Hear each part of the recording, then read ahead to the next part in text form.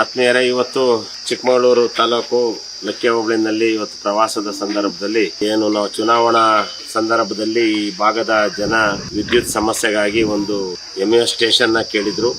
ಹಾಗಾಗಿ ಇವತ್ತು ಲಕ್ಕೆ ಹೋಬಳಿ ಗಾಂಧಾಳ್ ಗ್ರಾಮದಲ್ಲಿ ಇವತ್ತು ನಾವು ಸರ್ಕಾರ ಬಂದ 6 ತಿಂಗಳಲ್ಲಿ ಸನ್ಮಾನ್ಯ ಇಂಧನ ಸಚಿವರು, ಉಸ್ತುವಾರಿ ಸಚಿವರಾದ ಜಾರ್ಜ್ ಸಾಹೇಬ್ರವರ ನೇತೃತ್ವದಲ್ಲಿ 16.5 ಕೋಟಿ ರೂಪಾಯಿ ವೆಚ್ಚದ ಈ ಒಂದು ಎಂಎಸ್ ಸ್ಟೇಷನ್ಗೆ ಗುದ್ಲಿ ಪೂಜೆ ಮಾಡಿದ್ವಿ.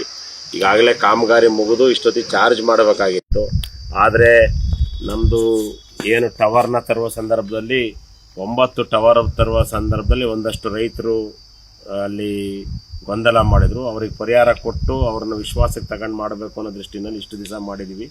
ಅದರಲ್ಲಿ ಈಗಾಗಲೇ 6 ಟವರ್ನ ಮಾಡಿದ್ದಾರೆ. ಇನ್ನು ಕೇವಲ 3 ಟವರ್ ಮಾತ್ರ ಬಾಕಿ ಇದೆ.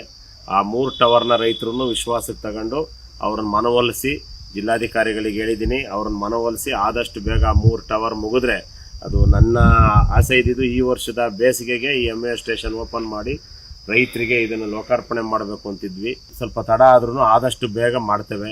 ಈಗಾಗಲೇ ಲಕ್ಕೆ ಹೋಬಳಿನಲ್ಲಿ ಎಲ್ಲೋದ್ರೂ ಕರೆಂಟಿನ ಸಮಸ್ಯೆ ಇದೆ.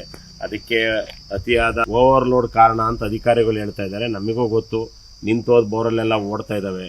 ಒಂದೊಂದು ಊರಲ್ಲಿ ಹೆಚ್ಚುವರಿಯಾಗಿ 10-20 ಬೋರಲ್ಲಿ ಎಕ್ಸ್ಟ್ರಾ ಓಡ್ತಾ ಇದ್ದಾವೆ. ಅದಕ್ಕೆ ಸರಿಯಾದ ರೀತಿಯಲ್ಲಿ ನಮ್ಮ ವಿದ್ಯುತ್ ಇಲಾಖೆಯವರು ಅವರಿಗೆ ಕರೆಂಟ್ ಕೊಡೋ ನಿಟ್ಟಿನಲ್ಲಿ ಸೂಚನೆ ಕೊಟ್ಟಿದ್ದೇನೆ.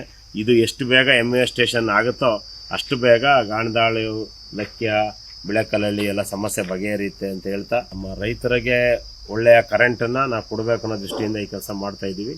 ಖಂಡಿತ ಇದನ್ನು ಆದಷ್ಟು ಬೇಗ ಮಾಡಬೇಕು ಅಂತ ಅಧಿಕಾರಿಗಳಿಗೂ ಸೂಚನೆ ಕೊಟ್ಟಿದ್ದೀನಿ.